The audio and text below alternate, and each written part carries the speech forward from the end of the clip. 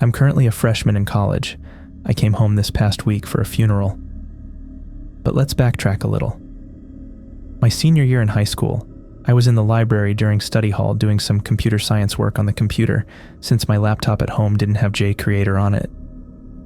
Anyways, this boy who was in my class sat next to me, since those two computers were the only ones with JCreator. He was a really tall, very pale boy. He had long black hair that covered one of his eyes. He wore an anti-flag t-shirt, a ripped jean jacket, and Doc Martens. He never spoke to anyone in class, and I'd never seen him with anyone else. So I took a seat, and he looked up at me like I committed murder. I quickly looked away and started rummaging through my bag as a distraction.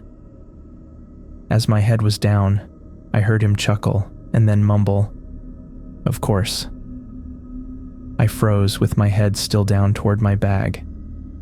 I just dismissed it as him talking to his computer, as code can be quite frustrating.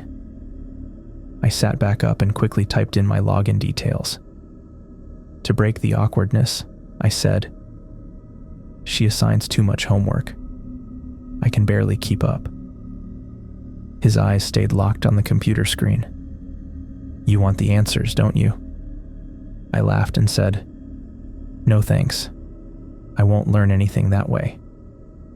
Usually, I would have said yes, but I didn't want to see his evil stare again.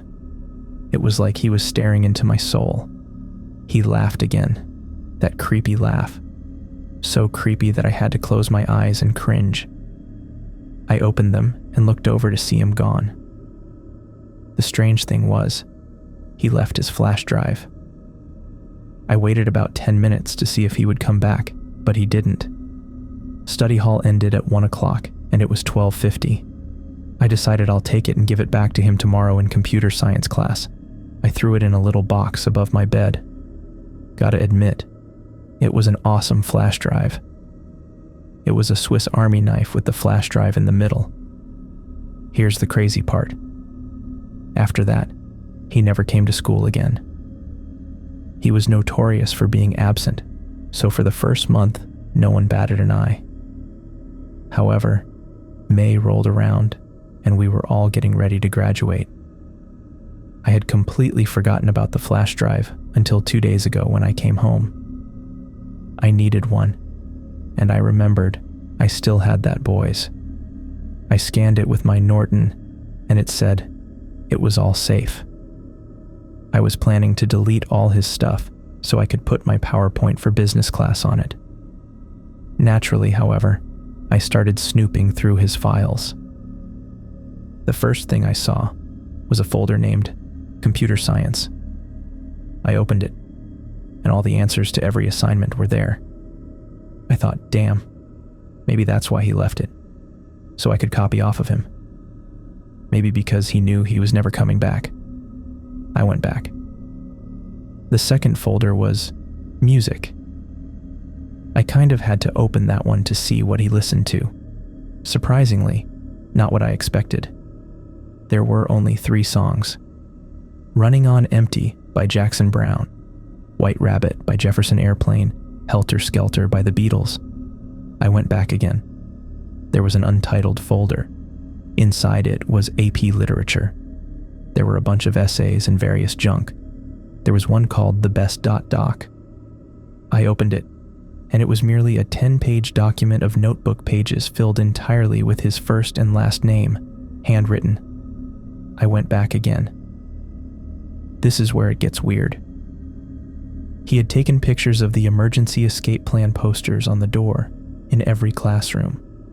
There was a picture of a lit cigarette on the bathroom floor, and another picture of some coins on the bathroom floor with a yellow post-it note next to it, saying, "Chump change," in all caps.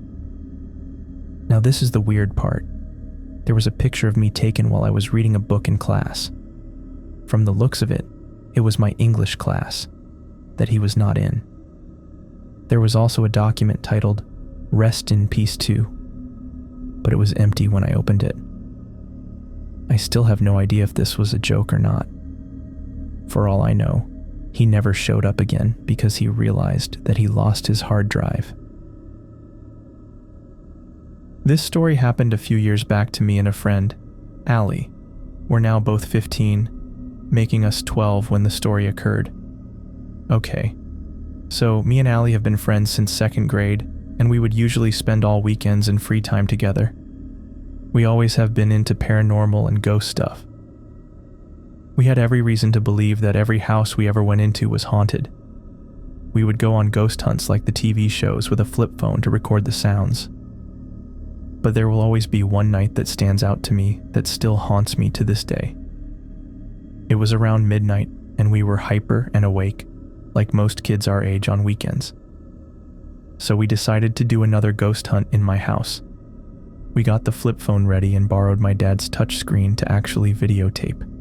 This was the first and last time we used that. My basement was not like most because the house I was living in at the time was very old and therefore very old-fashioned. So down the stairs, there's one main big room we used for storage. A little further, there was another medium-sized room for the washer and dryer. And the farthest was a small little cell-type room that we never used, mainly because everyone was too creeped out to go in it. Me and Allie walked down the stairs, turned on the camera and flip phone recorder, and we started asking the usual questions you'd see on TV like, "Is there anybody here? Give me a sign if you're here," and that type of thing. We finally got tired of it and went back upstairs and into my room, excited to review our first video recording.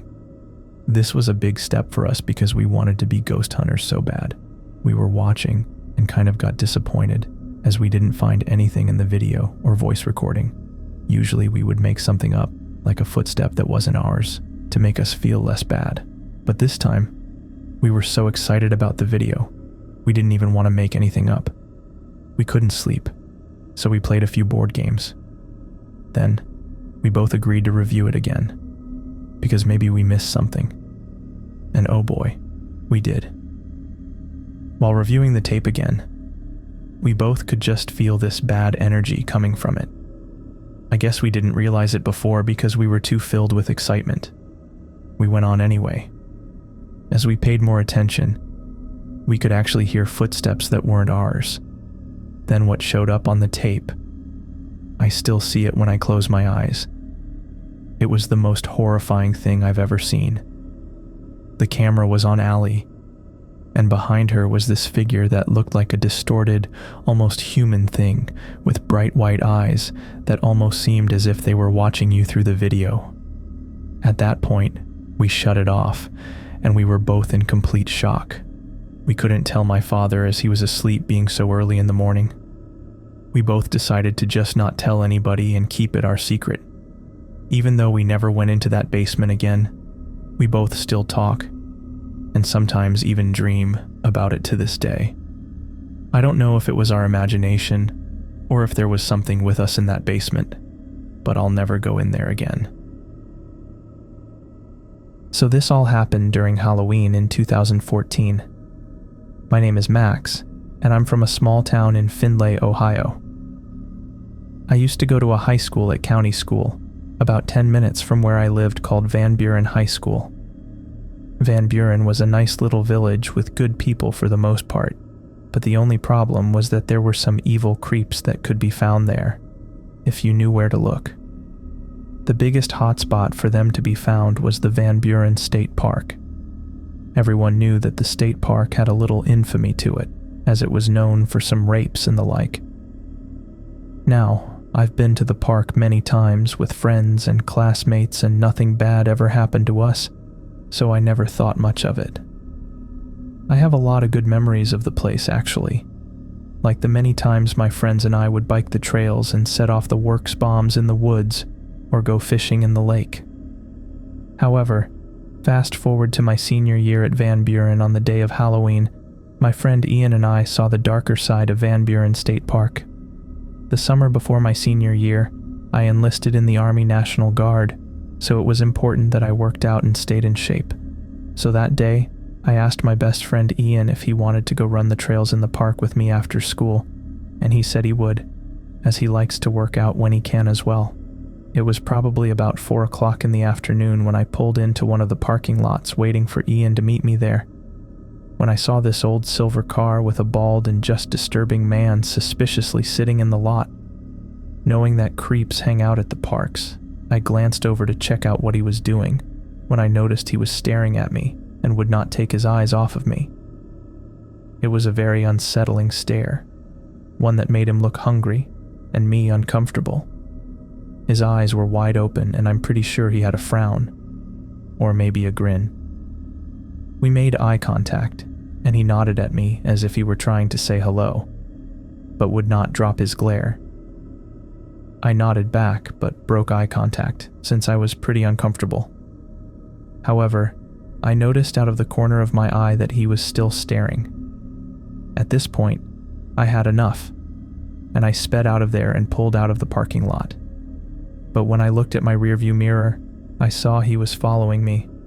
This made me floor my gas pedal, and I sped to my high school parking lot, where I lost him. I called Ian and told him that I was at the high school and that he might have to deal with this creep alone. And then my stomach sank. I got a text from Ian saying, "Here." So I made my way back there, and sure enough, right when I pulled in, I saw Ian's car, and 2 spaces away was the scary bald guy in the silver car still staring. I nodded to Ian for him to follow me in his car to a different parking lot at the park, and we made our way over there. We were safe, or so we thought, and got out of our cars to walk down the hill to check out the trails before we ran them. I don't really like to run with items in my pockets, so we began to walk back up the hill when we saw that old silver car circling in the lot, looking for us. At the angle we were at on the hill, he must not have been able to find us, although we could see him. We waited a few minutes before walking up the hill, because we figured the 2 of us who were athletes could take on this one guy. As we reached the top of the hill, he was gone. Feeling pretty safe, Ian and I decided to still run the trails, but I made sure to grab a rock to use as a weapon for my own peace of mind in case we would run into the possible rapist or killer in the woods. I'll never know the man's intentions, but given that place's notoriety and his disturbing look, it couldn't have been good. Nowadays, I've graduated Van Buren and I'm an infantryman in the National Guard while attending Bowling Green State University. Sometimes when I go back home to visit, I like to go for drives at night. And sometimes I like to check the state park, just to see what monsters lurk there. I'm always armed with a knife, and I'm in good shape, but it still makes me uneasy. I'm sure one of these days I might encounter something like that again.